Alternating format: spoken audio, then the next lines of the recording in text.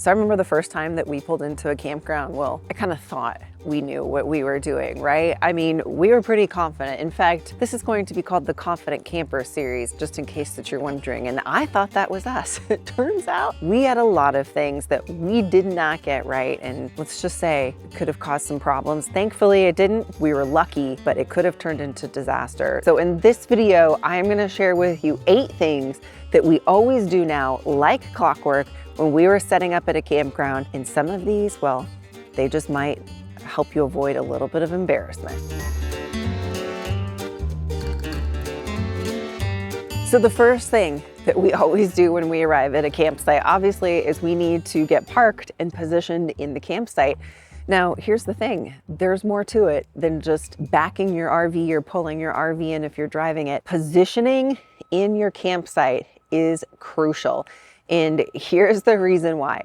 You want to make sure, one, that you're positioned in your site so that you can just use your site to its fullest extent. You want to be able to have room to the passenger side, to be able to put out those patio chairs, to be able to use the picnic table, those types of things. Now, more importantly too, is you want to be able to make sure that you have the space for your slide outs. We actually had to pull forward and back up again because when we pulled out the slide, it was literally touching the fence here. So, but still, I didn't go far enough over. So we're gonna have to try to, see how skinny I am. Perfect case in point. Right now, this particular campsite that we are in here, there's like a wooden post that we had to make sure we positioned the RV correctly in to be able to get out our slides. Turns out having 5 slides does create just a little bit more layers of complication when it comes to making sure that we're positioned in the campsite, especially when you're at a place like a state park like this one. Positioning your RV to make sure that you can use it in the way you want to and put your slides out safely, super, super important. The other thing is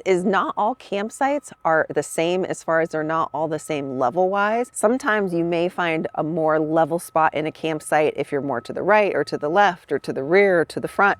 So being able to assess that campsite and then position your RV in the right spot is crucial to being able to enjoy your stay. Number 2, once that you've positioned yourself in your campsite, is making sure that you chalk the wheels.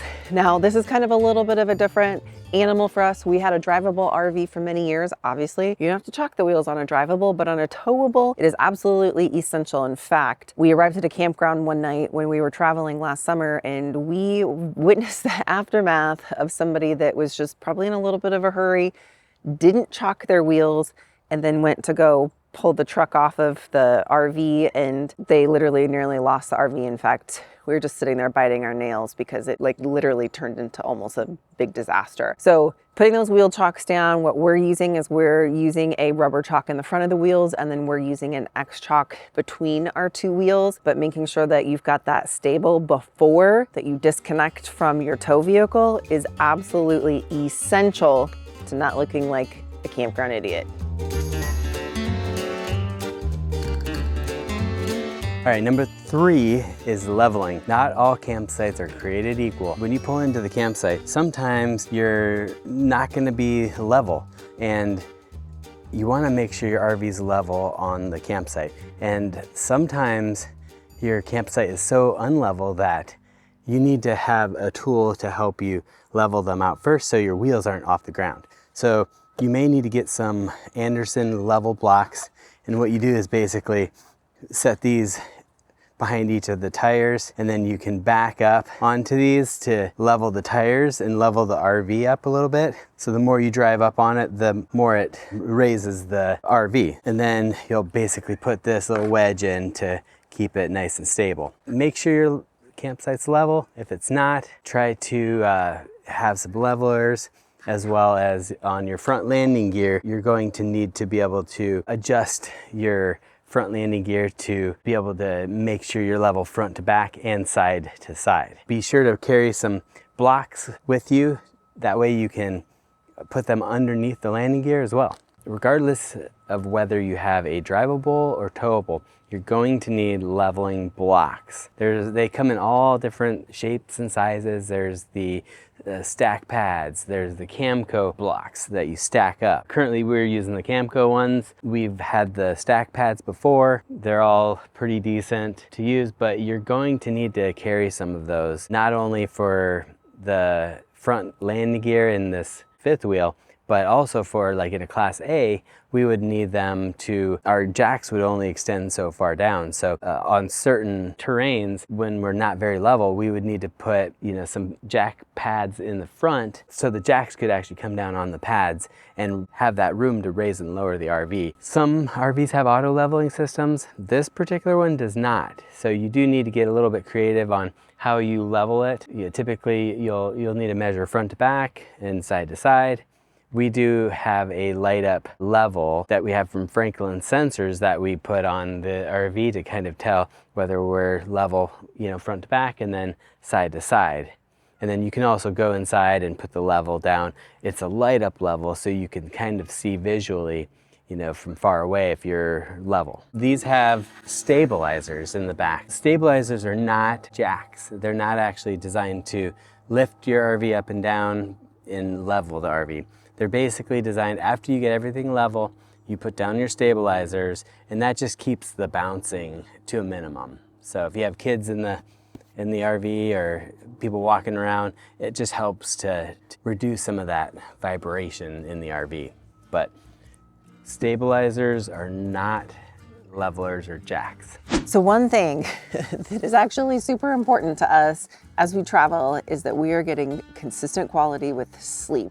And so one of the biggest things that is on our checklist, so to say, when we even get an RV is to make sure that we switch out our mattresses to a mattress from rvmattress.com by Brooklyn Bedding, which is a sponsor of this video. Now, we have been using the RV mattresses now for close to 3 years, and we love the quality of sleep that we get night in and night out. We even switched out the mattresses in our Glamper hideaway to Brooklyn Bedding mattresses as well. So we're getting the same sleep, whether we're on the road or whether we're at the hideaway. So the one thing that we really like about them is that they have 120-night sleep trial, so you could make sure you check it out. You have a really good opportunity to sleep on it and make sure that you have selected the right mattress for you. Now, we have the Aurora Luxe Hybrid in the firmness, and we absolutely love it. They're really easy to get in and out of an RV. They come rolled up in a box, and so those narrow hallways, whether you're in a fifth wheel or a drivable, it's really easy to get in the RV, and they just unroll and kind of poof up within minutes. So they also have a limited lifetime warranty, and they're all shipped out of their factory in Arizona. We love them so much. We've partnered with them for a 30% off discount. So you can use the code GRATEFUL, and the link is in the description below or on the screen. And again, a huge thanks to RV Mattress for their continued support of our channel. The next item on our checklist is hooking up the electrical. So before you come in to hook up, you need to know what type of connection you have, right? Do you have a 30 amp RV connection? Do you have a 50 amp connection? So this will determine which receptacle you're gonna use and make sure the campground does have it. So this particular campground has a 50 amp and a 30 amp, which does not look like it's in very good shape. Now, if we are at a campground that only has 30 amp service, what you're going to need is a dog bone here. So I use these Nylite dog bone adapters. There's multiple different ones, and we're gonna go over more of all these different types of adapters in the next video. But what you'll do is plug in the 50 amp plug from your RV in our case, and then it goes to 30 amp. Then I'll plug in the 30 amp into the pedestal and then turn on the breaker for the 30 amp.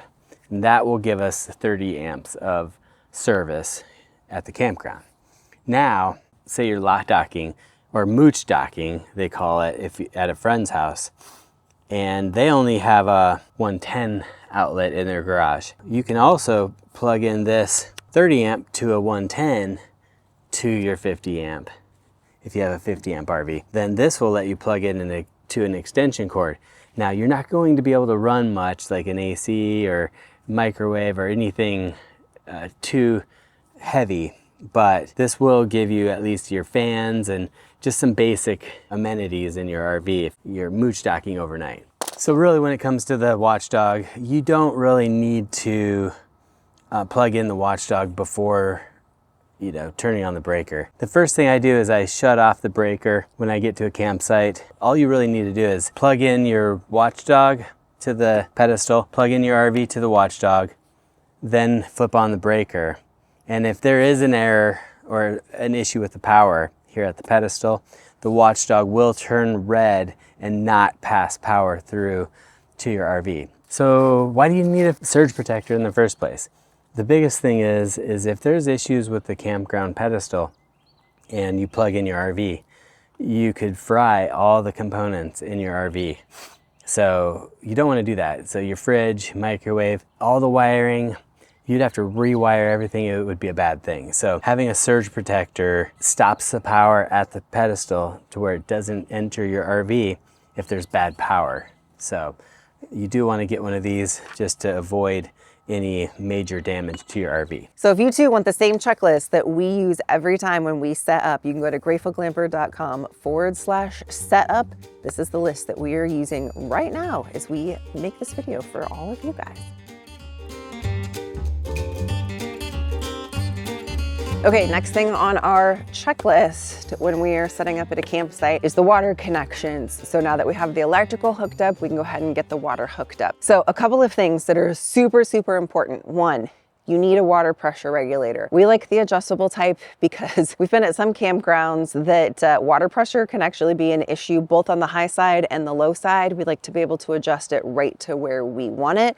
But if you are at a campground that is similar to this one where you have like a spigot coming up out of the ground, it is super important that you make sure you have a water pressure regulator so that you are not putting too much pressure through the lines in an RV, which could actually burst a water line. You don't want that to happen. Secondly, we use a inline water filter to just filter all of the water that's coming into the RV. So we have that as part of our setup. The other thing is before that we even hook up the hose to the water filter to the RV is we actually rinse the hose out first, because here's the thing is that when you go from campground to campground, and this is especially true if you are not a full-time RVer, if you're a weekend camper, occasional RVer, when you put that water hose away, there could be little creepy crawlies that maybe have crawled into that hose during the time that it was stored. There could be particles of dust and dirt.